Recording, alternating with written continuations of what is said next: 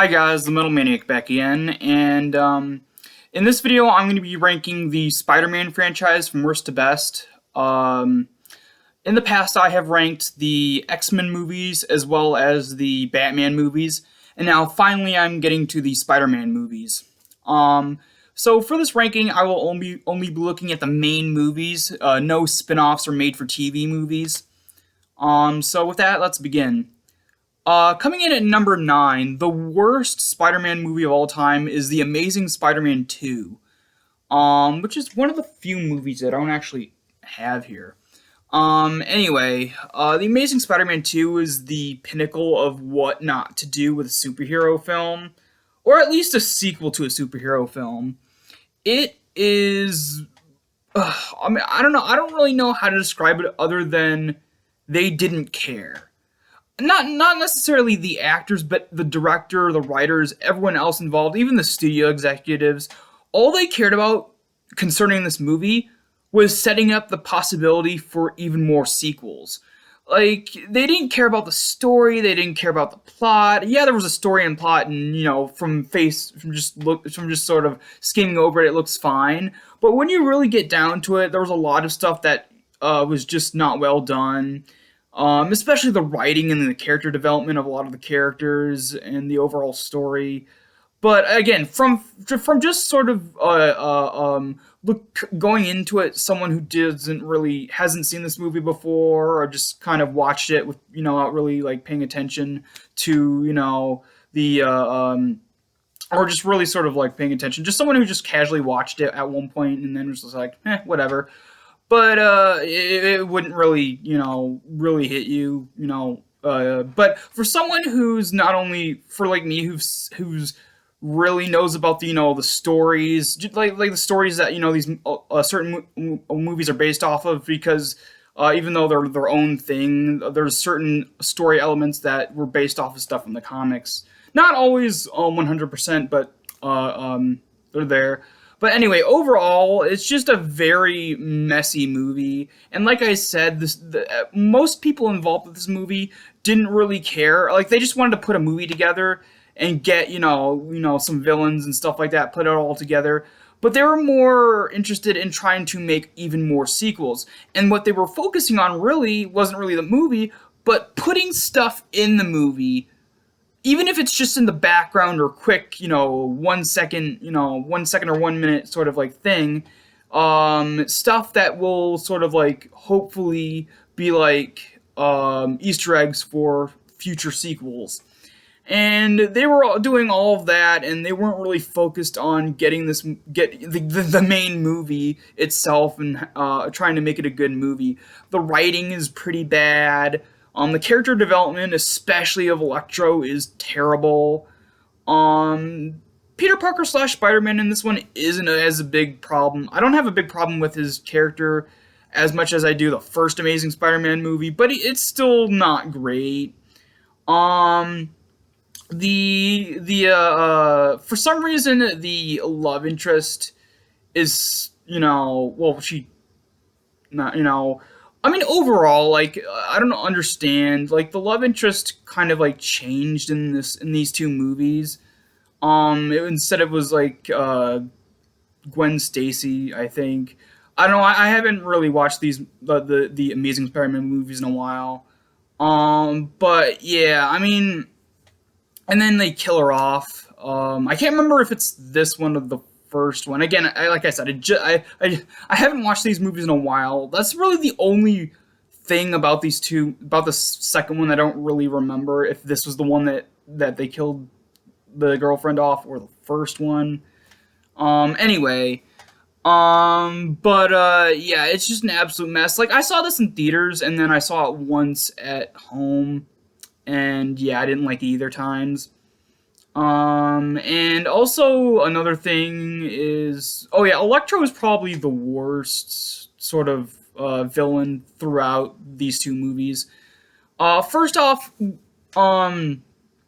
his design is, like, his overall design is actually really cool.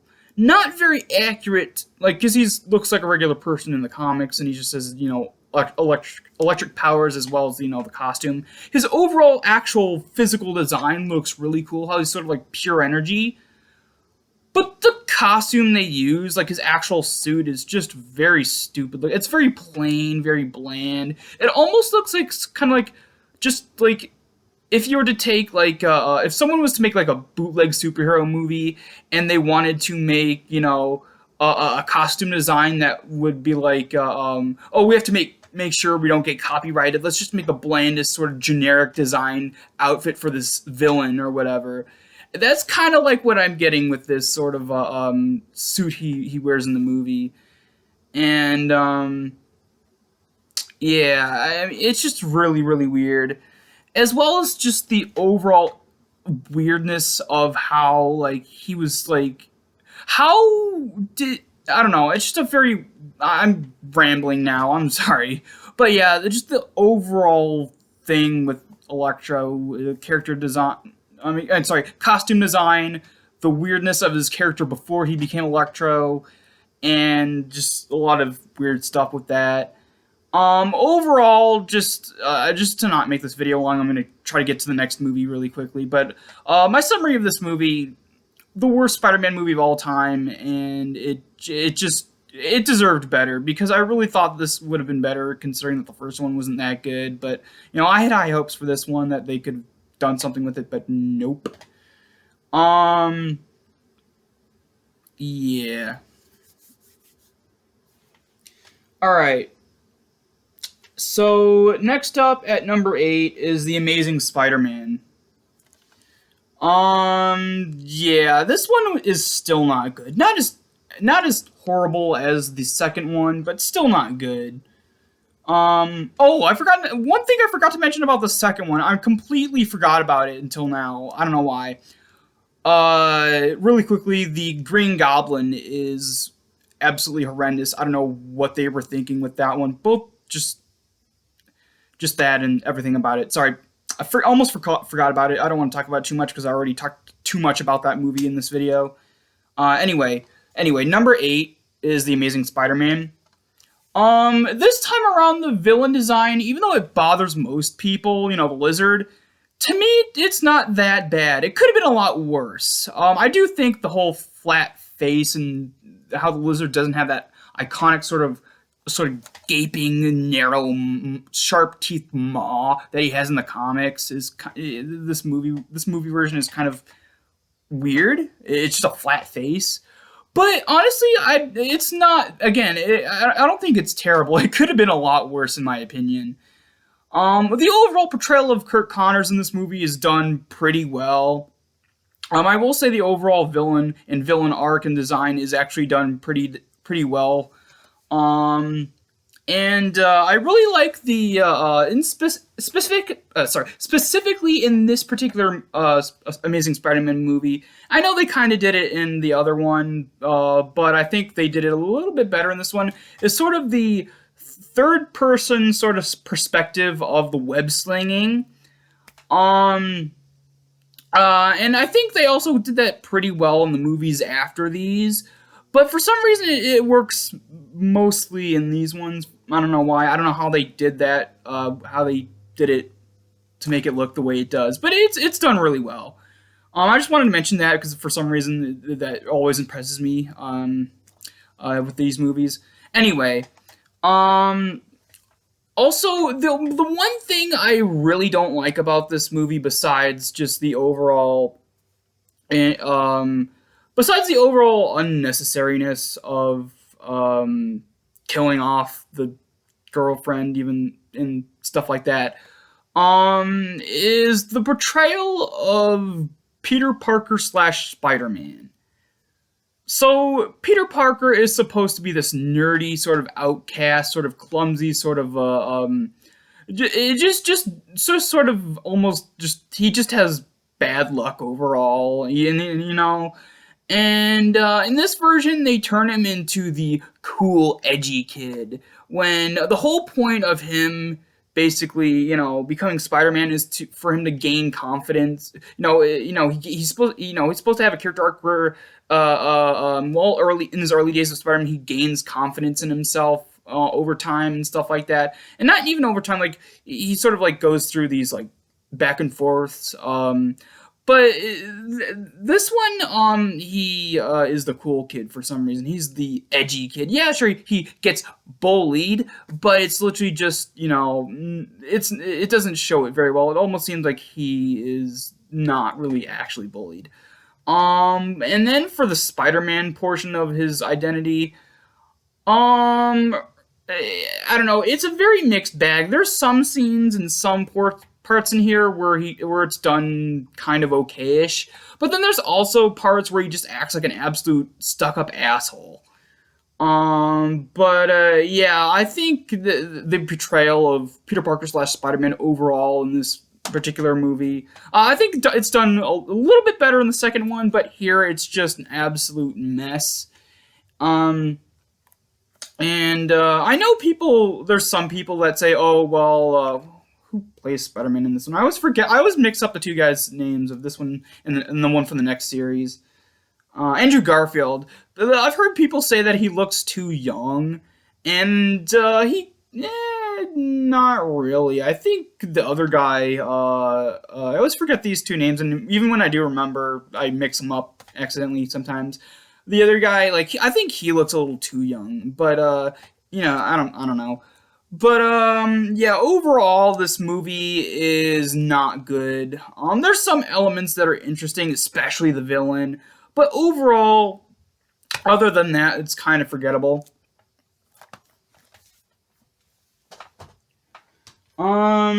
Let's see, number 7. Number 7 is Into the Spider-Verse. This movie is, how would I describe it? A headache to get through, mainly due to the stylistic choices.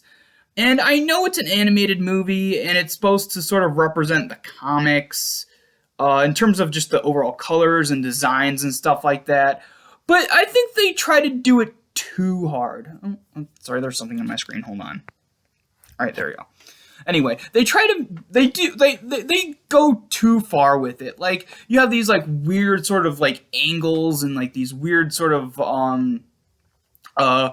color spectrum, and everything's just very overly stylized, and it just goes too far. And the character designs, there's a couple of character designs which are really ridiculous. The story actually is pretty decent. Although I think they did the multiple Spider-Man kind of story lines thing better with the comics, the Clone Saga comics, as well as the storyline at the end of the the animated Spider-Man TV show from the 90s. Yeah, I mean, it's not that bad, but the whole multiple Spider-Man thing, I think they did better those two other times. Anyway, I do think the best part about this movie is probably two characters in particular: Miles Morales Spider-Man and the Prowler. I really like sort of his sort of like connection with him, and how Miles Morales sort of like doesn't really know that his was it his uncle? I don't know. For some reason, I can't remember if it was his uncle or his dad. I think it was his uncle. I'm not too familiar with the Miles Morales stuff, so I don't really remember the details. Even though I've seen this movie like a couple of times, I still kind of forget certain details of the Miles Morales centered kind of characters.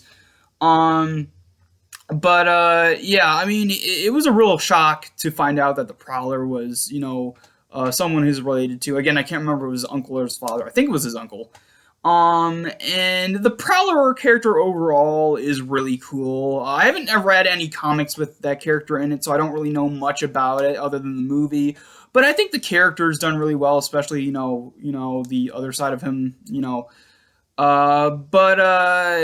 other than those two characters, I think a lot of it is sort of weird and, yeah. Also, one of the worst character designs of all time in a Spider-Man movie is probably Kingpin in this particular movie. Um, Kingpin doesn't really look like Kingpin. I know Kingpin is supposed to be this really overly heavyweight kind of guy, and like he's supposed to be this lumbering sort of like guy. But they go overboard with the design in this movie. Like he looks like he's like 10. Like he looks like he's like 1,000 pounds. Like it's ridiculous. Like he looks literally just like a fleshy blob. And also his facial features, like that, like the nose and his whole facial features, for some reason, kind of looks like Gru from Despicable Me. So and when the first time I saw this was in theaters with one of my cousins, and when for the first time we saw the Kingpin design, we're like, oh my god, it's Fat Gru. Like for the entire movie, we're just calling him Fat Gru because he literally looks like Fat Gru. And yeah, the Kingpin design is awful, as well as the design of the Lady Doc Ock. Like the tentacles in particular, like they're like this really weird sort of like rubbery plastic kind of look to them, and they're not actually connected to her back. Or it's just an overall bizarre design.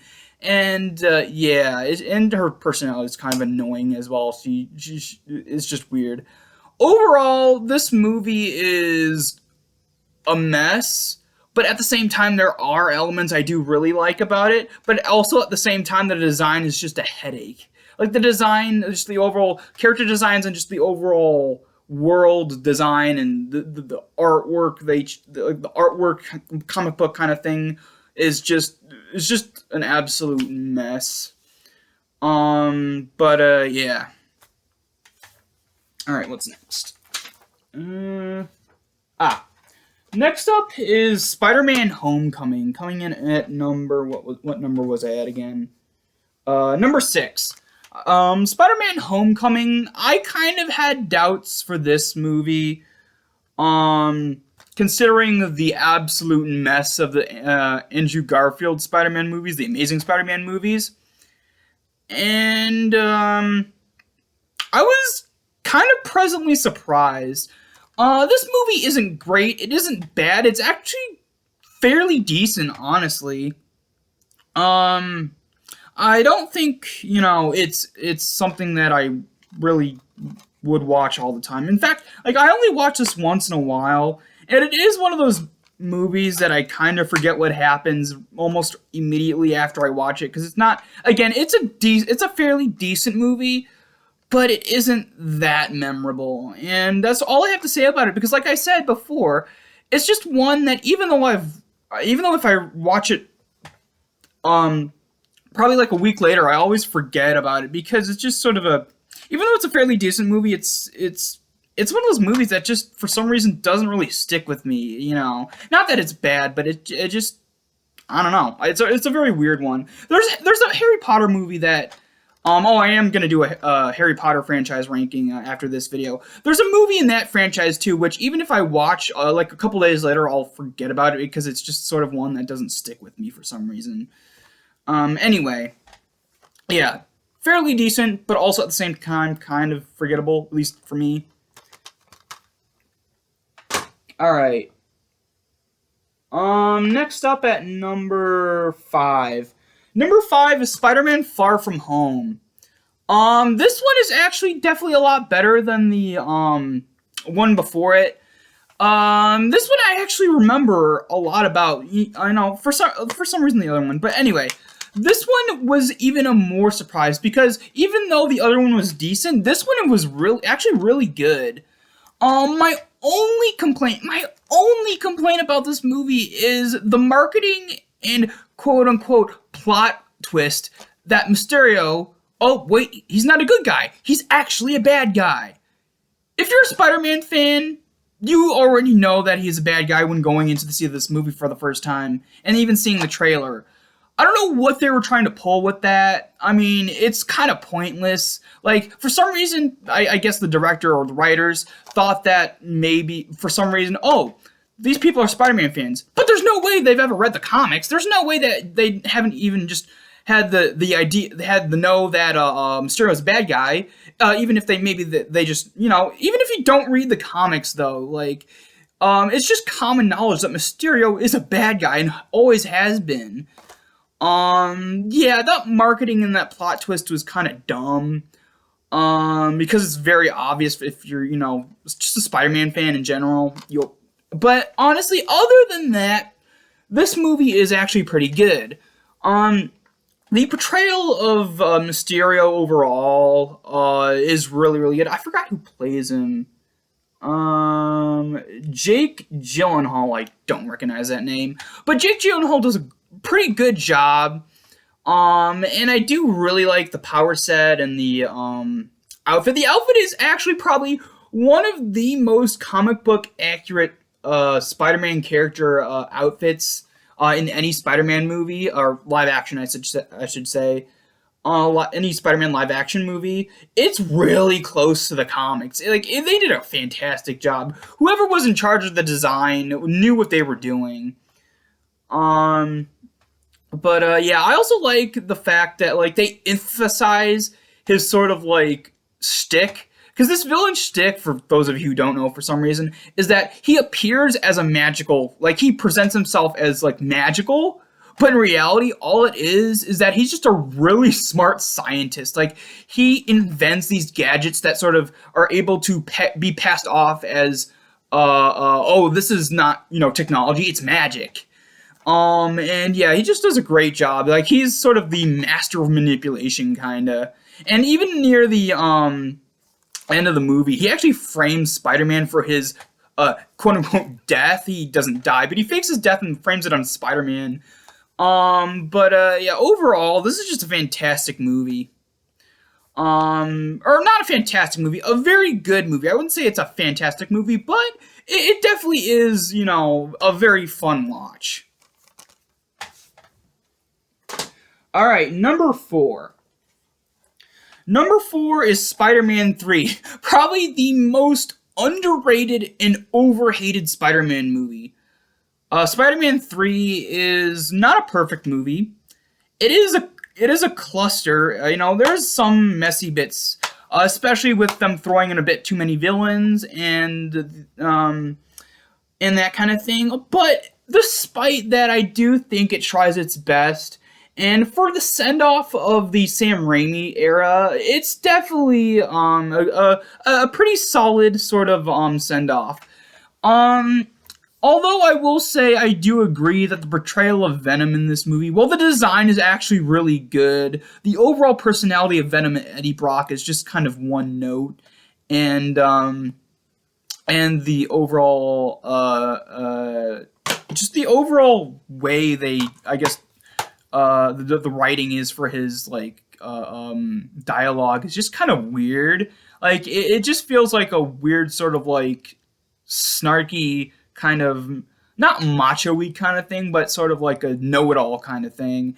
And I know Eddie Brock was kind of that way in the comics, but for some reason it wasn't really translated well into writing for this movie.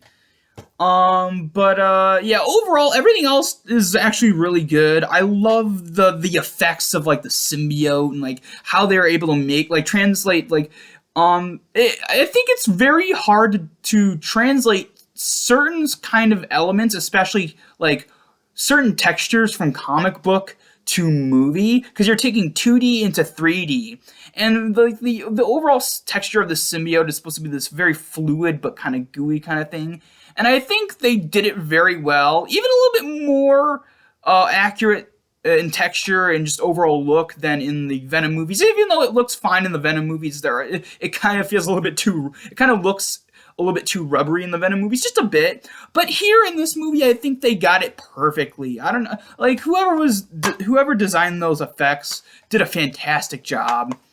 And like I said, the design of Venom, even though he's not like big and bulky, the overall design is still really good, especially the facial features. Like, yeah, sure, he doesn't have the long tongue, but I think they got the overall facial features in the teeth very, very well.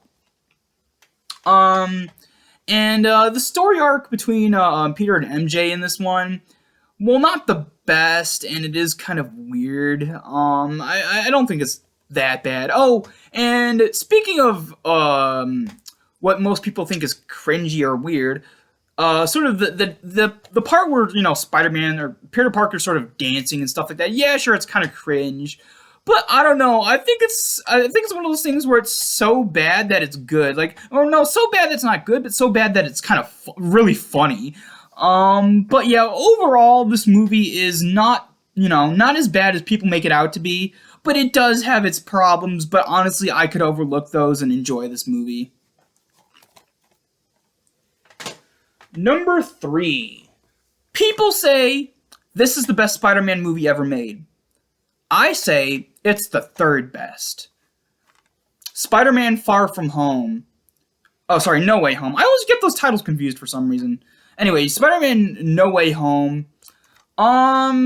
This one I was very hopeful for because considering the last movie being actually really good, I actually did this time have a lot more hope than I did, going after the first, I'm sorry, after the Andrew Garfield going into the first Tom Holland Spider-Man movie. I was very excited, and when I saw the trailer with Green Goblin and Doc Ock, uh, what's his name again? I always forget his name. Um, William Dafoe and the other guy. What's his name again? It's the same guy who played the one guy who got killed off immediately in the first Indiana Jones movie. I don't know. They don't have credits in here, or at least they don't have credits for the villains. What's his name? I always forget his name. I don't know. I'll think of it. I'll probably once I get to the first movie, I'll probably actually. Oh, Alfred Molina. There we go. Alfred Molina. I always forget his name for some reason. But I was really excited when they showed that both Alfred Molina and William Dafoe came back as their respective villain characters.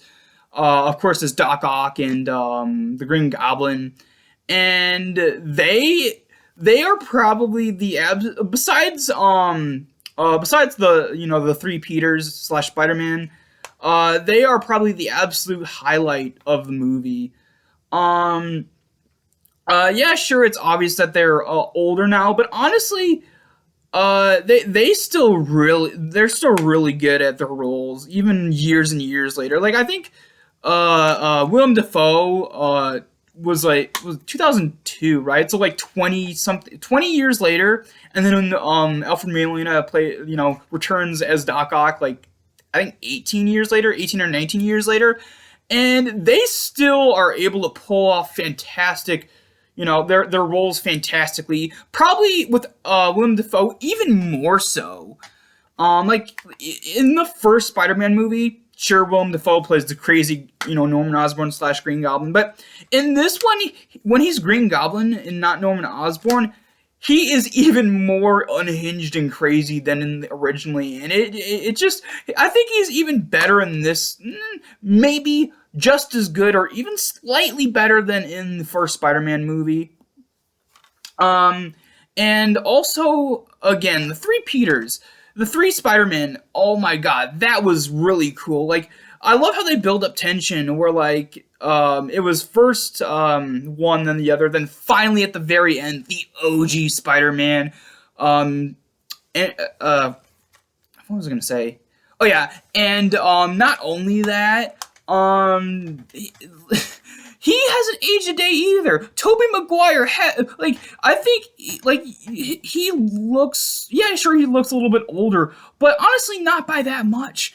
He still sounds as young as ever, and he almost looks still as young as ever. You could tell you could tell a little bit, and he was able to pull off his role even more so, and even sort of his character has evolved too. In this movie, he's a little bit more mature now. He's a little bit more wiser and sort of kind of guides the other two younger versions of Spider-Man slash Peter Parker. And when they team up at the very end, they're in sync. They work as a unit, and it's just really cool to see. Yeah, just a really amazing movie overall. Not the best, like everyone keeps saying, but very close. It's the third best.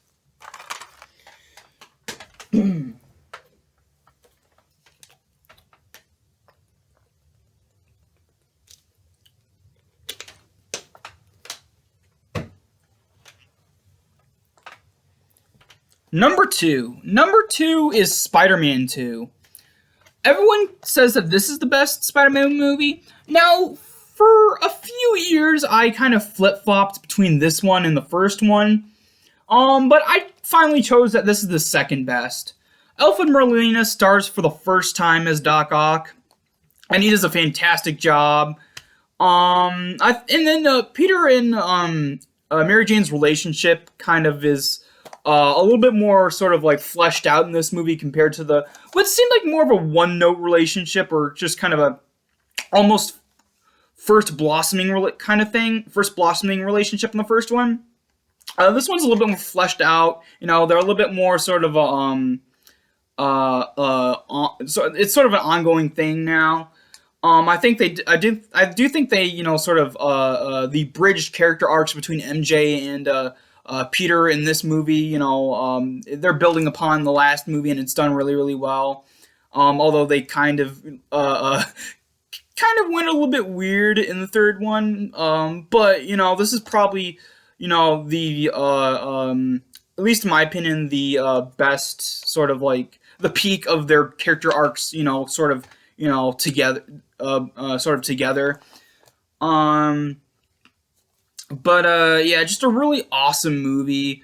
Also, I really love that again, just like with the first one and of course the third one, Sam Raimi was able to sort of creep in, sort of like sneak in those like horror movie elements because of course Sam Raimi is more of a horror director. He did the Evil Dead movies and stuff like that. So there was one of my favorites is the hospital scene where like Doc Ock is unconscious. The doctors are gonna, try to cut off the mechanical arms, and then it goes complete Evil Dead mode with the tentacles sort of like grabbing, the doctors, throwing them around, sort of like, sort of just like killing them. And then you get the doctor with a chainsaw, kind of like Ash with the chainsaw in Evil Dead. And there is actually two slightly cut scenes. Like this whole scene was a little bit longer. I don't know if it's in the deleted scenes or in this version. But I don't know why they cut it. But like in the full version, in the original full version, it's a little bit more. Like there's like two scenes that they cut out. One which was just basically a cut scene of like one of the doctors getting thrown into the electrical lamp and him getting electrocuted. And then there was a quick shot of like the tentacle, like no, there's a shot of one of the doctors screaming. It was an up close shot, and that was cut. I understand the electrocution one getting cut, but for some reason, just a close up of a person screaming, nothing else. There's like nothing else but the shadow of the claw and like one of the doctors screaming. That was cut. I don't know, but yeah. Overall, I really love this movie, and I love how Sam Raimi, even though this isn't a horror movie, it's another movie. One of those non-horror movies that he was able to, sort of like still sort of insert some horror movie elements into. And overall, yeah, I love this movie. And of course, J. Jonah Jameson, played, of course, brilliantly by J.K. Simmons, is as great as always. I mean, yeah, sure, he's done other stuff, but I think J.K. Simmons, his peak performance is definitely as J. Jonah Jameson in it. And he absolutely shines whenever he's on screen in this movie, as well as the first one. But yeah, also I really love the character arc of Doc Ock, how he sort of regains sanity and then actually decides to sacrifice himself to save the city. Probably the best character arc, besides the character arc of William Dafoe's Green Goblin in the newest Spider-Man movie. And of course, number one is the original Spider-Man from 2002. Yeah, I mean, honestly, there's no really beating this movie. I mean, it has everything you could want. It's probably the most comic booky out of the live-action Spider-Man movies. It has, like, the, nonsensical sort of, like, stuff, like, the stuff that, like, you wouldn't really think of, but then if you think of too deeply, it doesn't really make any sense. That kind of thing, like, with the comic book kind of thing. I think it's done really well, and I think the cinematography, the way it's done, is just really, really cool. And also, of course, William Dafoe as the Green Goblin is amazing. Now, a lot of people have a problem with the costume design. I don't, actually. I think it's really cool. Yeah, sure, it's not quite accurate to the comics, but I do think for this particular movie and this particular story and just the way it's the way it is, I think it makes more sense and is considering that, both the glider and his costume are from like government kind of thing. Like it's all government funded sort of technology, and so it makes sense that he would use that to create armor. It would because it would in the comics, if it was the comic version, it wouldn't make sense that this is all government funded technology. So he uses it for the glider. But he just makes cloth and like regular material kind of thing for his costume. It wouldn't make any sense in terms of that version being in the movie. But yes, but I really love the design. Also, probably one of the most iconic sort of like things that's become a meme is, of course, the iconic Green Goblin weird sort of woman scream. When he's like disguised himself in the burning building, he turns around and he's like, ah! That's become an absolute like meme at this point. And yeah, I mean, overall, and also I really like the portrayal. I know it's just a small part in the very beginning of the movie, but the portrayal of Uncle Ben is probably has not been topped in any other movie. I mean, it's just perfect. I forget the name of the guy who plays him, but he plays him absolutely perfectly and so accurately to the portrayal of the comics. It's just done so well. And even though he's on screen for a very short time, he just absolutely shines in the very few scenes that he's in. Yeah, I absolutely love this movie. To me, this is absolute perfection. Alright, so that's it for this video. Hope you guys enjoyed, and I will see you all next time.